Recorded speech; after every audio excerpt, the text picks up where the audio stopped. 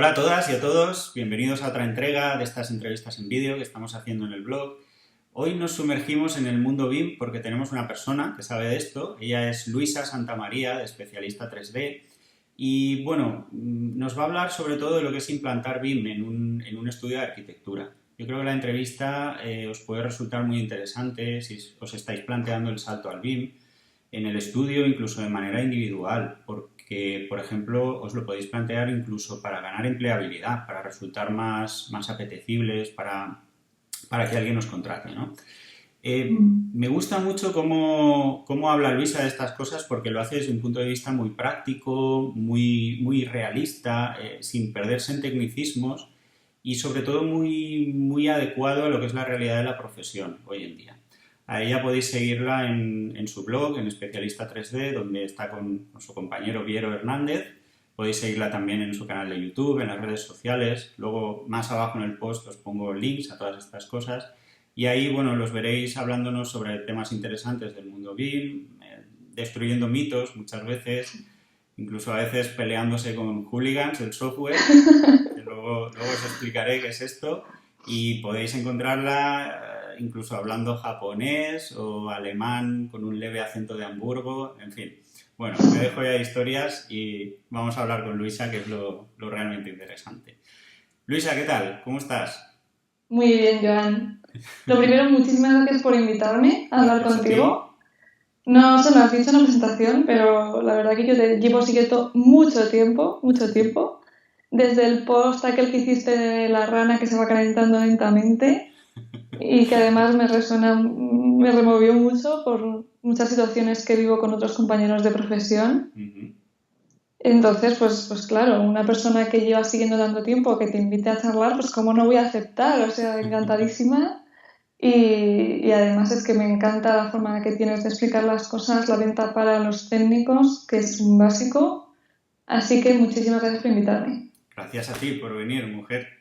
Bueno, ahora cuando acabemos la entrevista y según las preguntas que te haga ya veremos si me lo agradeces. Vale. No, mujer. Bueno, cuéntanos primero un poquito quién eres y a qué os dedicáis en Especialista 3D. Vale. Pues Diego y yo somos técnicos, Uh-huh. somos los dos arquitectos y hemos vivido o sobrevivido, depende de cómo quieras llamarlo, a distintos tipos de implantaciones BIM en muy distintos tipos de empresas, desde estudio a ingenierías gigantes. Hemos pasado por muchas empresas distintas que estaban sumergidas en este implantar BIM. Y entonces hemos cogido toda esa experiencia, todo ese bagaje que tenemos y lo hemos trasladado a nuestra profesión. Entonces ahora mismo trabajamos como consultores BIM y además divulgamos el tema de las metodologías BIM en Especialista 3D, intentando contarlo de una forma que todo el mundo lo pueda entender, sea accesible para todos. Nos encanta lo que hacemos, además nos encanta aprender, nos encanta estar a la última del todo y además comunicarlo al resto de técnicos. Sí, se Eso es nota. lo que estamos haciendo ahora mismo. Se nota, estáis siempre ahí rascando un poquito más, ¿no? Llegando un poquito más. Bueno, vamos a empezar fuerte. ¿Qué ventajas competitivas se te ocurre que puede aportar BIM a un estudio de arquitectura? ¿Cómo te puede ayudar a conseguir ese elemento que te diferencie del resto de estudios y que le pueda resultar interesante a un tipo de cliente determinado? Vale, bien como valor añadido y ventaja competitiva. Para empezar, para el propio estudio, ¿vale? Puede reducir mucho los costes de producción, Vale. sin que por ello merme la calidad de la producción, Uh-huh. ¿vale? Por ejemplo, valiéndonos de la palanca de la automatización, ¿okay? Que esto es algo que se habla de una forma muy compleja, con los parámetros y tal, y como un poco en chino, pero realmente se trata de hacer programas, pues igual que tienes aplicaciones para el móvil, tienes aplicaciones para tu proyecto, si lo estás trabajando en metodologías BIM. Entonces reduces mucho los tiempos. Y luego, en cuanto a diferenciación, en cuanto a valor añadido, tienes muchísimo control de todo el proyecto desde el minuto 1. Entonces, control en la producción y también control en obra. Uh-huh. Porque estás construyendo virtualmente tu edificio antes de llevarlo a la obra, con lo cual te ahorras todos esos costes y eso se lo puedes decir al cliente que ve claramente su proyecto, como dicen a veces, ¡oh, está ya construido! Pero lo está viendo él. esto también hace que el cliente pueda participar de forma activa. Vale. O sea que a veces algunas compañeras, por ejemplo, de profesión, pues están encargándose de reformas, pues le ponen al cliente sus gafas de 3D y él va diciendo, oye, ¿y si eso lo moviéramos aquí o si cambiáramos esto acá? Entonces el cliente participa activamente. Bueno, esto puede ser un riesgo o una ventaja, ¿vale? Pero desde luego sí que te diferencia. Te diferencia claramente, para mí una ventaja. Yo creo que es algo muy mejorar lo que podríamos llamar experiencia de usuario del cliente cuando trabaja contigo puede ser un elemento muy interesante. Sí, sobre todo temas de eficiencia, reducir errores también, todo este tipo de cosas, incluso involucrar al cliente, ¿no? En esto. Claro, lo de la eficiencia y lo de la coordinación al cliente se traduce directamente en seguridad. Eso es. Reducir el riesgo, los riesgos. Eso es. Muy bien. Cuéntanos un poco, a ver, la pregunta es rara, pero bueno, ¿qué es implantar BIM en un estudio de arquitectura? Te lo digo sobre todo porque me imagino que se puede hacer a muchos niveles, hay muchos roles que se pueden implicar o no, te lo puedes plantear de muchas maneras. ¿Cómo dirías tú que es implantar BIM en un estudio? A ver, ahora mismo se está hablando muchísimo del tema de implantar BIM y de hecho me parece súper gracioso porque hace unos días, ahora que me preguntas esto, me escribió una lectora preguntándome si había un botón en Reddit para implantar BIM, o sea, que tú le dieras... Que lo hiciera todo, automatizado. automatizado. Yo, ¿cómo es esto? Porque me está diciendo que implante BIM, doy un botón y se implanta BIM. Y yo, bueno, a ver, es un poco más complejo, pero... Vale, entonces, se habla como de ello con una alegría y tiene un poco de complejidad. Parece como que haya que coger el estudio y darle la vuelta. Eso es.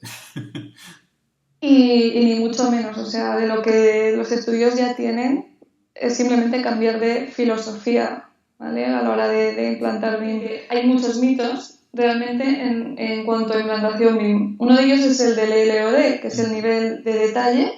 Entonces parece que cuanto más nivel de detalle estamos más capacitados y se ven algunas cosas como hemos desarrollado proyectos de ejecución hasta LOD 500. Y entonces tú lo lees y dices, a ver, el LOD 500 en proyectos no se llega. Entonces hay muchos mitos ahí que no tienen por qué, por tener más detalle un modelo, ser mejor, ¿vale? Luego está el tema de los roles. El tema de los roles BIM, que me has preguntado, es como, parece que están marcados a fuego en alguna piedra, no sé, y realmente no es así, o sea, sí que hay que definirlo en los contratos, pero igual que definías quién era director de obra, o sea, defines quién es quién y qué hace, cuál es su responsabilidad, pero realmente no hay nada encorsetado ni pautado. Hay unas guías muy genéricas según la normativa, pero tú en tu contrato especificas lo que hace cada uno, ¿vale? Y luego en el tema de los niveles de madurez, ¿vale? Que tú me dices, ¿en qué niveles hay? También aquí, como estamos heredando directamente los ingleses, pues empieza a hablar la gente de nivel 0, nivel 1, nivel 2... y es como que los ingleses están muy nerviosos y es normal porque en su normativa tienen que llegar al nivel 2 este año. Pero no somos ingleses nosotros. Nadie nos obliga, de momento. De momento no nos están obligando. Entra en la normativa, en teoría, el año que viene, en España o al final de este año, por ahí, pero realmente no está pautado ni definido como en Inglaterra, que te dicen que ya tienes que trabajar en colaborativo, que meter una serie de parámetros obligatorios. En España no es el caso, de momento. Iremos vigilando muy de cerca esa normativa. Y esto es un poco, pues, un mito que nos está llegando y nos está dando esa inseguridad contagiosa que ya veremos cómo se desarrolla aquí, ¿no? Eso es. Somos un poco diferentes. Hay que ver eso cómo se traduce. Vale. Bueno, Luisa, cuéntanos un poco cómo lo hacéis, porque me imagino que el punto de partida es muy diferente en cada caso, el proceso será distinto, pero ¿nos puedes dar algunos consejos así más universales para quien se esté planteando implantar BIM en el estudio? Sí, claro que sí. A ver, yo te cuento un poquito.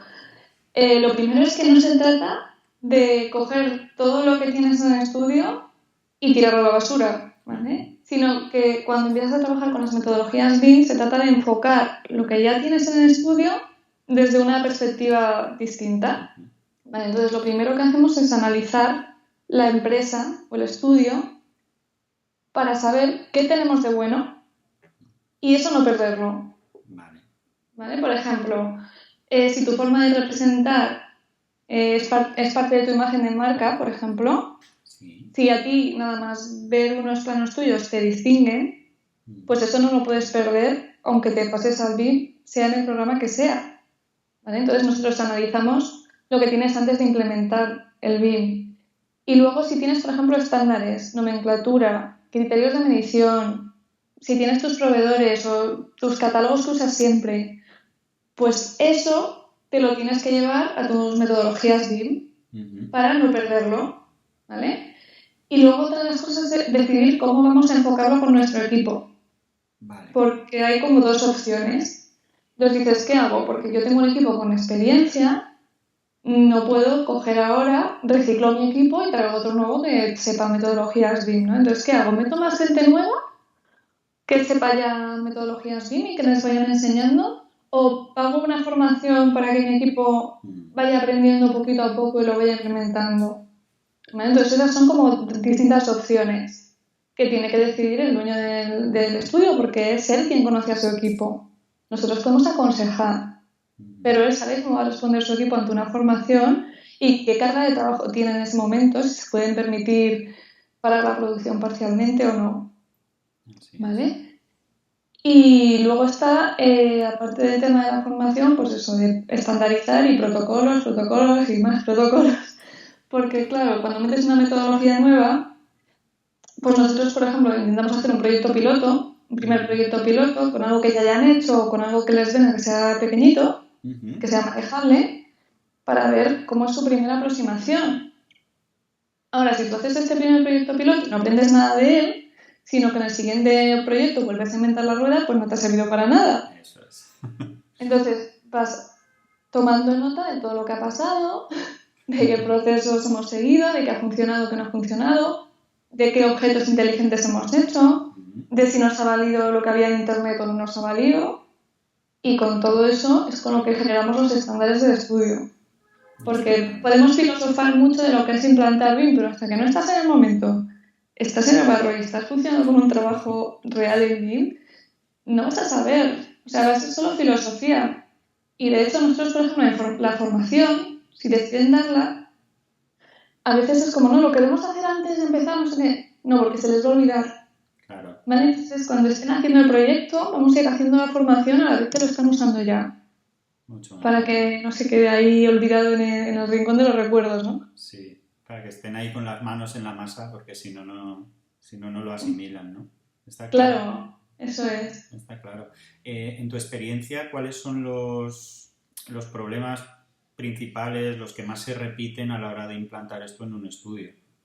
Vale, hay bastantes, pero bueno.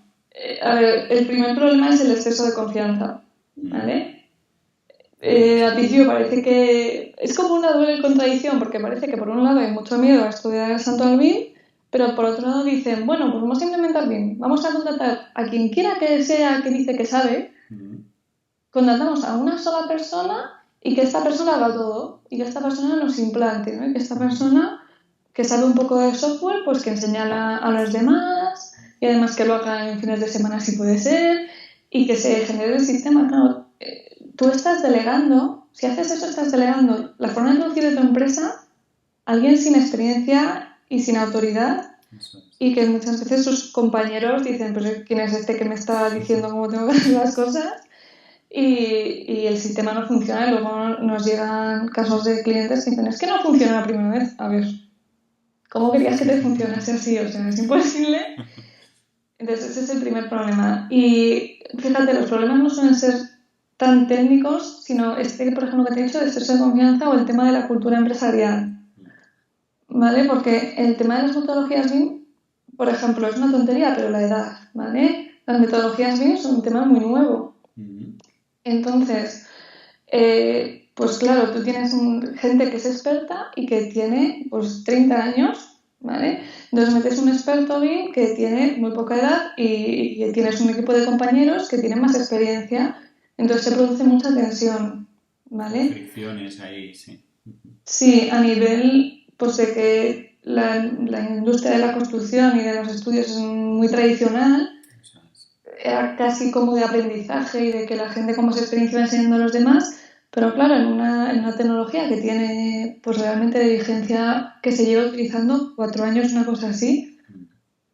De hecho, Viero y yo no hemos conocido el mundo de la arquitectura sin BIM. Pues claro, te viene una persona con muy poca experiencia y dice cómo tienes que gestionar tu producción o hacer las cosas. Claro. Pero realmente, si no controlas de cuánto tiempo se tarda en hacer un proyecto con esta tecnología, ¿cómo vas a marcar plazos, por Eso ejemplo? es. Vosotros sois como nativos BIM, ¿no? En vez de millennials seríais bimenials o algo así, ¿no? Digamos, Sí, es algo verdad, es parecido. verdad. Bueno, cuando nosotros empezamos no se llamaba BIM, o sea, cogías un software y no había nada, no había ni... Ahora hay un montón de oferta formativa, Mm, no había másters, se hablaba un poco de ciertos programas, está pero claro. realmente no había formación. Sí, y en el mundo de la construcción, que es casi, bueno, esto es un poco una burrada, pero la voy a decir, es casi un sistema gremial, ¿no? Que está el aprendiz, el maestro, el no sé qué, y todo esto Eso va, es. va pasando, me imagino que no es sencillo, que no es sencillo. No, eso es. Entonces son más problemas culturales Mm, y de concepción que la tecnología en sí, que tiene su complejidad, pero bueno, al final la gente pues la va aprendiendo si quiere aprender eso es. y cuesta más o menos, pero la cultura cuesta mucho más cambiarla. Ujú. Mm. ¿Es más fácil o más difícil en empresas más grandes? ¿Hay más problemas, menos problemas? Cómo lo ves? Vale, como hemos estado en las dos, te cuento. A ver, es diferente. Mm, No es que sea más fácil ni más difícil. El tema de las empresas grandes es que es como mover un elefante, ¿vale? Cuesta mucho tiempo hacer un cambio de mentalidad, de filosofía y de forma de trabajar en una empresa grande. mm, Las pequeñas es más fácil empezar con el cambio, tienen más flexibilidad, pero es verdad que les falta a veces valentía y empezar a pensar como grandes. Porque las pequeñas necesitan, para que les funcionen las metodologías BIM, meter procesos, meter criterios, meter estándares. Y son cosas que a veces pues, no se han preocupado en general, claro. pero para estas metodologías estás perdido si no lo haces. O pierdes la ventaja competitiva, Mm, ahí ¿vale? está. Las grandes tienen como más metido en ese chip lo de estandarizar, generar protocolos y también tienen normalmente más fondos para I más D más I. Entonces ellos pues, meten formación más fácilmente y luego se les repercute menos el tema de paralizar el equipo y no parar la producción a la vez. Entonces tienen esa ventaja. Pero si en la pequeña lo haces con fuerza, tienes más flexibilidad, si lo haces con decisión y Ujú. lo puedes hacer mucho más rápido que en una grande. Cierto, más agilidad, ¿no? Está claro. Eso es. Vale, hemos hablado de la cultura de empresa. Ujú. Mm, me imagino que BIM afecta bastante a cualquier cultura de empresa. Eh, Mm. ¿Con qué cambios grandes os habéis encontrado? ¿Situaciones? ¿Cómo funciona esto? ¿Cómo lo resolvéis? ¿Cómo lo habláis con la gente? Vale, te cuento, a ver, ya te he contado un poco de la cultura empresarial, Mm, pero es que no solamente afecta a la cultura y al equipo en sí, sino también al orden de los procesos. mm, ¿Vale? Entonces te voy a poner un ejemplo que yo creo que se ve fácil. El tema, por ejemplo, de las mediciones. mm, ¿Vale? Tú antiguamente lo que hacías era, tú hacías tu proyecto entero y en un punto dado lo parabas y lo medías. Pues en un proyecto MIM no puedes hacerlo así. Entonces, tiene que entrar la gente que se encarga de las mediciones en el minuto cero cuando estás decidiendo casi el contrato. mm, Y entonces, pues claro, empiezas a decir, mira, tiene que entrar la gente de mediciones para decirnos cómo va a medir, porque según midan vamos a modelar.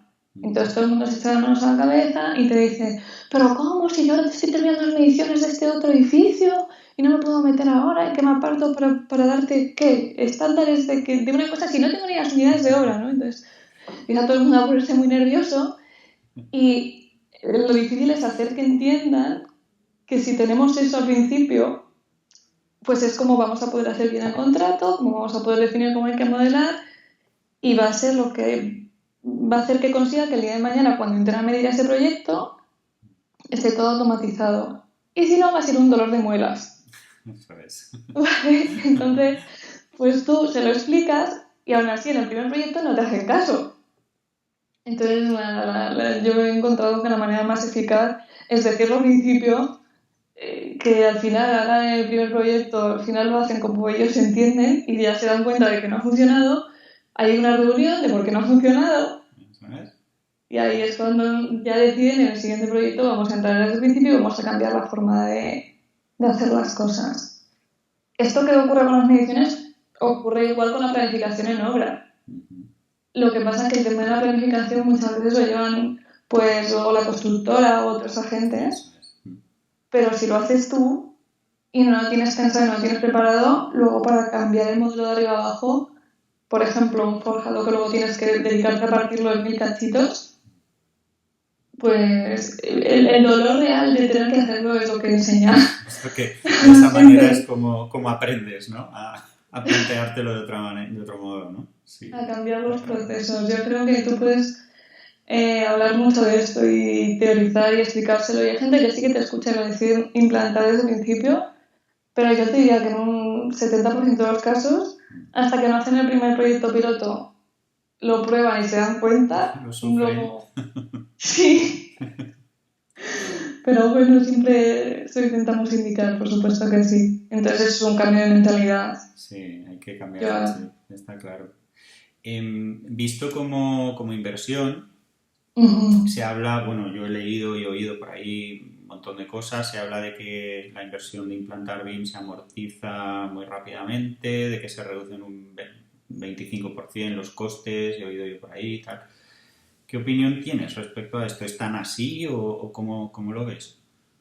Vale, ¿cómo recuperas tú tu inversión? Ujú, Va a depender mucho de la forma en la que hagas tú la implantación. ujú, De hecho, he tenido debates con dueños y jefes de departamento de este tema porque en las metodologías BIM es muy importante la experiencia de la gente en proyectos reales, ¿no? ujú.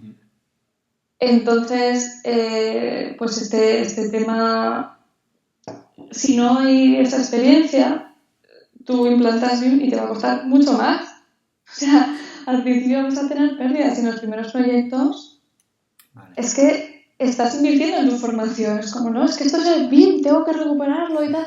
Y tú dices, no, si es que realmente si analizas los costes del proyecto es que igual estás en un 50% de tiempo de formación. Claro. Entonces, ¿cómo vas a recuperarlo? No puedes, ¿no? Luego es verdad que cuando ya vas con el segundo o tercer proyecto y así que empieza a notarse, porque ya tienes tus protocolos hechos, Ujú. si tienes protocolos, Que hay que ¿eh? tenerlos. Claro, es que si no, si cada vez que empezamos un proyecto inventamos la rueda, o hay empresas en las que yo he vivido en las peores implantaciones que contratan a gente, imagínate, contratan a gente de la forma en BIM y cuando tienen BIM, como los sueldos se los han puesto tan bajos, pues se van. Entonces dicen, no, es que ya estoy en el tercer proyecto, ya, pero es que has perdido todo tu equipo. Todo lo que has invertido se te ha ido, claro. Claro, entonces pues hay que tener claro que un técnico con BIM, pues según va aprendiendo, su valor va aumentando, tiene que notarlo, porque si no, ese técnico BIM puede volar. Ujú. Y cuando ya el equipo tiene esa experiencia y tenemos esos estándares, entonces sí es cuando empezamos a notar esa diferencia. Está Y va claro, volviendo la inversión. está claro. Pero si te fijas de lo que dicen claro, los dueños de los distintos software, te van a decir siempre, pues, Lo que quieran. la mejor.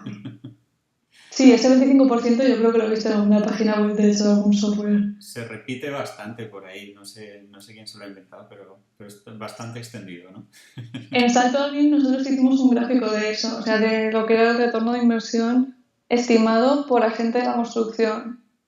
Entonces hicimos como una gráfica de, en el caso de que ya esté implementado y ya haya procesos y tal, realmente cuánto recupera cada agente. Eso Y ahí es. se va viendo pues cuánto invierten y cuánto recuperan en el caso de que ya esté implementado y estandarizado. Ujú. Pero antes tiene que estar ese previo. Claro. O sea, no empecemos a hacer las cuentas antes de... Antes de tenerlo. Por Eso cierto, es. Salto al BIM, muy interesante. El libro vuestro, os voy a poner un enlace también por aquí abajo para que lo Gracias. veáis porque es muy como todo lo que habláis, como muy práctico, ¿no? Muy realista, muy centrado en lo que es la realidad de verdad de la profesión, ¿no? ¿Lo has leído? Estoy en ello. ¿Estás en ello? Me ¿Estás cuesta, leyendo? Me Pues cuesta. mira, que me alegro un Pero montón. sí. Me alegro un montón. Pues sí, lo intentamos escribir respondiendo un poco pues a esa gente que nos escribía y nos decía, ¿cómo hago esto? ¿Cómo implanto esto? ¿Cómo organizo mi estudio? ¿Cómo organizo mi empresa? Pues un poco para que tuvieran una visión general y contándolo pues, bajo nuestra experiencia de lo que hemos aprendido de distintos sitios. Así que nada, está muy práctico, en plan pasito a pasito de cómo lo tienes que hacer. Eso es. Y esperemos que ayude a mucha gente. Vale, siempre que hago entrevistas hay un momento que hablo de honorarios, no sé por qué. Pues vamos a hablar de honorarios esta vez también. En cuanto a honorarios, ¿qué criterios creéis que deberían seguirse para calcularlos según lo que te pida un cliente con un proyecto BIM? Porque hay varios niveles de exigencia, no sé. ¿Cómo lo veis esto? A ver, justo hicimos un artículo de eso en Especialista 3D. De hecho, hice referencia a tu artículo de ofertar con BIM en ese post, justamente, que era cómo ofertar con metodologías BIM. Eso es. ¿Vale? Entonces, lo que ocurre es que cuando un dueño de empresa o un jefe de departamento invierte en BIM, lo quiere recuperar inmediatamente, ¿no? Entonces, como tenemos BIM, ahora tenemos que cobrar un 20% más. Y claro, tu cliente, si tienes la suerte de que el cliente está repitiendo contigo y ya has trabajado para él y dices, si te he pedido lo mismo que siempre, ¿por qué me vas a repercutir un tanto por ciento más? No tiene sentido. Entonces, para empezar, si tenemos claro nuestros honorarios en metodologías tradicionales, pues cuando haces un proyecto con metodologías BIM y estás dando lo mismo, ofreciendo lo mismo, el cliente no debería notar ningún cambio. Eso es. ¿Vale? Porque si realmente estás ofreciendo el mismo valor y es exactamente lo mismo, lo que tú tendrás será mayor beneficio si has obtenido, si has hecho bien tus estándares y si realmente estás usando la potencia de tu herramienta. ¿Vale? Entonces, igual tú estás ofreciendo un proyecto al mismo precio que ofrecías con CAD, pero si tienes ese 20% de mayor rendimiento, pues eso que es tu beneficio te repercute a ti. Ahora, cuando te viene un contrato BIM y tienes que hacer un BEP y tienes que decir cómo vas a trabajar, entonces ya sí que puedes tenerlo en cuenta en tus honorarios, porque claro, si tu cliente te pide, por ejemplo, tu modelo, ¿vale? Pues tu modelo tiene parte de tu I+D+I. Tiene tu desarrollo, tiene tus objetos inteligentes, tiene tu forma de hacer las cosas y se pueden sacar muchísimas cosas de ahí. Y de hecho ahora mismo está habiendo mucho debate porque quieren meter como las tecnologías de contratación de estos de blockchain para que no te puedan robar tu propiedad intelectual y todo esto. Pero realmente es que Internet es como un mar al que le quieres poner vallas, es que al final... Eso es, entonces, pues eso, si tienes solo el modelo, ¿qué usos BIM vas a hacer con el cliente? Porque, claro, el cliente te va a decir para qué quiere el modelo. Y te va a decir, mira, yo quiero, si es una constructora, por ejemplo, tu cliente, pues va a poner mucho énfasis en que nada choca con nada. Y claro, no es lo mismo que nada choque con nada 1 milímetro que nada choque con nada 15 centímetros. Eso es. Pues eso es lo que hay que esforzarse por dejar bien claro el contrato y dejar bien claro cuánto cuesta cada cosa. Porque igual si le dices a la constructora, mira, pues que te choque 1 milímetro te cuesta esto y 15 centímetros esto, pues ellos van a recuperar eso luego cuando construyan, porque no van a tener errores de construcción, pero igual dicen, ostras, no me compensa el precio de 1 milímetro. Pero que el cliente tenga claro lo que le estás ofreciendo, si es que al final... Sí, que sea transparente al final, es lo más conveniente, ¿no? Claro, y cuando el cliente ve, pues mira, me va a hacer un estudio, por ejemplo, los australianos pues tienen la tendencia de que cuando hacen cualquier obra, el vecindario tiene que ver cómo va a ser esa obra y tienen que verla construirse, ¿no? Casi como en tiempo real para ver si les gusta o no. Entonces, claro, ese cliente está muy interesado en tener la planificación de fases y que haya un vídeo de eso. ¿No? Pues eso es lo que desglosas. Está claro. O sea que el valor añadido se corresponda con lo que luego, con el importe de los honorarios. Está claro. ¿Qué tipo de formación recomendarías para alguien que quiera aprender, entrar en el mundo BIM, por ejemplo, alguien que quiera ganar empleabilidad? Vale. Formación, la pregunta del millón. A mí me la hacen mucho.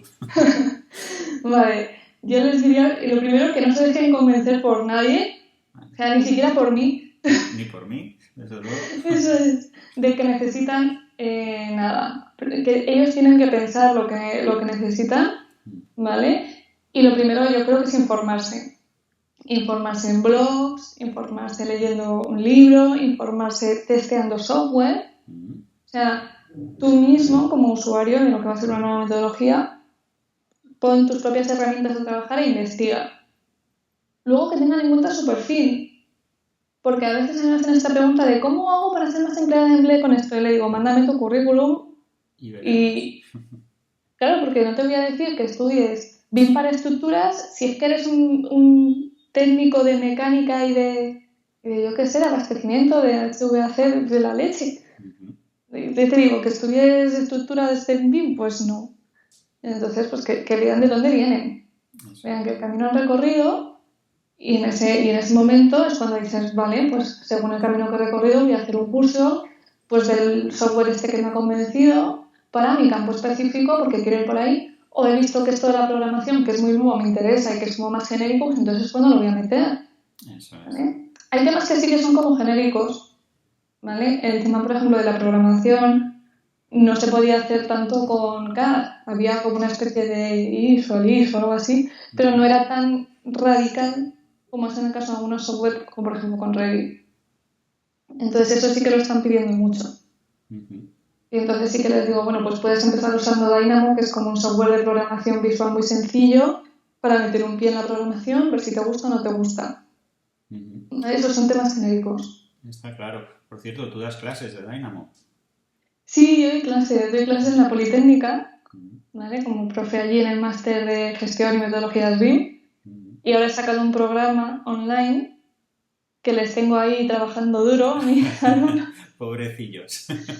No, a ver, es un programa para trabajar, ¿eh? Es un programa para trabajar duro. Yo ya les digo que si quieren un cursito de Dynamo rapidito, pues no lo van a encontrar. Las cosas cuestan. Eso desgraciadamente es así, pero bueno. Claro, y además la misma filosofía que te he dicho para implantar BIM en estudios de ejercicio, ejercicio, ejercicio, pues todo el rato práctica y todo el rato, ahora paras el vídeo y haces tal. Entonces dicen que, bueno, que están en ello, pero que están trabajando un montón. Así que sí, ahí les tengo estudiando. Muy bien, muy bien. Pero la verdad que es que da gusto, ¿eh? Los técnicos que son la leche. Es que lo pillan muy, muy rápido, ¿eh? Cuando algo hace clic. Sí. Además, los arquitectos estamos forjados en los fuegos de la escuela a fuego lento. Estamos acostumbrados a trabajar, eso es bueno. Los fuegos de Mordor. Los fuegos de Mordor. Prácticamente, y nadie lo puede negar. Eso es así. Intentamos que sea un poco más agradable, un poco más selfico todo. Está claro. Bueno, nos llamarán frikis por hablar de esto, del fuego de Mordor y tal. Ya está la anécdota, es súper orgullosa. Eso me gusta. Y también quizá un poco por la siguiente pregunta, ya terminamos. ¿Cómo llevas la cosa con los hooligans del software? Cuéntanos, ¿qué es un hooligan del software? ¿Cómo está el asunto? Vale, el tema de los hooligans del software es que, a ver, yo no había detectado esto de los hooligans, ¿vale? Hasta que sacamos salto al BIM e hicimos un gráfico que pusimos a disposición pública de los distintos software BIM que había para que la gente pudiera comparar, ¿vale? Como una herramienta para que tú que estás decidiendo si dar el salto al BIM o no, vieras pues qué software es mejor para mi disciplina, por qué tiene, qué no, es más fácil de modelar o qué no. Y entonces lo que nos encontramos fue que nos empezaban a escribir, pero no dándonos críticas constructivas, sino simplemente mails de mi software es mejor. Yo he usado Allplan toda la vida y tal, y es lo mejor del mundo. Claro, a ver, el tema es que cuesta mucho dominar un software BIM. Ahí está. cuesta muchísimo tiempo, muchísimos años, entonces claro, cuando ya... Es como lo de Apple o Samsung o algo así, entonces como yo ya me he acostumbrado a esto, no quiero cambiar y por tanto tengo que defenderlo ahí con capa y espada.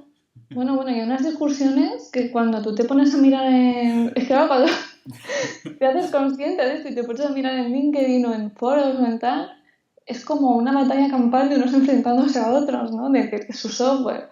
Claro, como también está muy tierno, pues cada uno quiere que su software sea el que predomine Eso es. por interés personal, que yo lo entiendo.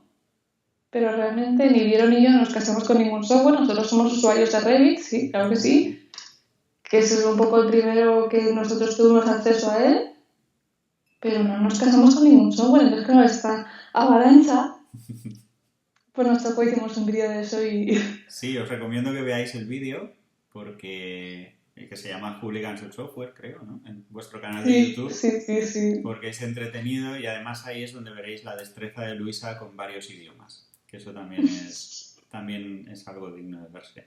No, pero está bien, porque a raíz de entonces nos ha escrito gente con críticas constructivas reales y de cara a la segunda edición que la estamos preparando, pues ya hicimos como una encuesta Ah, muy bien. para volcar todo ese rencor en algo constructivo, ¿vale? Transformarlo en algo útil, ¿no? Para el que esté decidiendo qué Eso software es. quiere utilizar y... Claro, entonces si tú eres un experto en lo que sea en Edific, pues te metes, le das al software en cuestión y puedes, en función, puedes poner cuántos años llevo y cómo entiendo que es el software, ¿no? Entonces tenemos una base de datos ya de gente que realmente está usando estos software y sus criterios. Entonces no volquéis el odio en los comentarios. Sed sanos. Sí. Pueden volcarlo en una encuesta online sin necesidad de insultar a nadie y de decir que su software es mejor, o sea que... Está claro. Sí. Muy bien, Luisa, pues yo creo que nos has contado cosas muy interesantes, podemos dejarlo aquí. Siempre me dicen, llevamos casi 40 minutos de entrevista, siempre me dicen que tienen que durar, no llega a 20, o sea que nos hemos pasado, pero está justificado. Bueno, yo creo que cuanto cortes un poco por aquí o por ahí de algunos accidentes que hemos tenido, Sí, te quedará en menos tiempo, ¿eh? O el sea Skype que... nos lo ha puesto difícil, pero bueno, bien. Sí. Muchas gracias por haber estado aquí, por habernos contado todas estas cosas. Arigato, ¿no? ¿Es en japonés? Arigato gozaimashita. Arigato. Y que os siga yendo tan bien y bueno, cuando queráis podéis volver. Tenéis las puertas por aquí abiertas. Fenomenal. Y nosotros estamos en contacto. Eso es. Y ya sabes, intentaré no llamarte ahí durante entrevistas. Que no nos pase. Sí, pero Está vamos, claro. que encantada y que lo que necesite. Muy bien. ¿Vale? Pues nada, y a vosotros, gracias por estar ahí también, por ver estas entrevistas, que creo que están gustando bastante, por lo menos así me escribís. Y nos vemos en unas semanas en otra edición en vídeo. Hasta luego. Chao.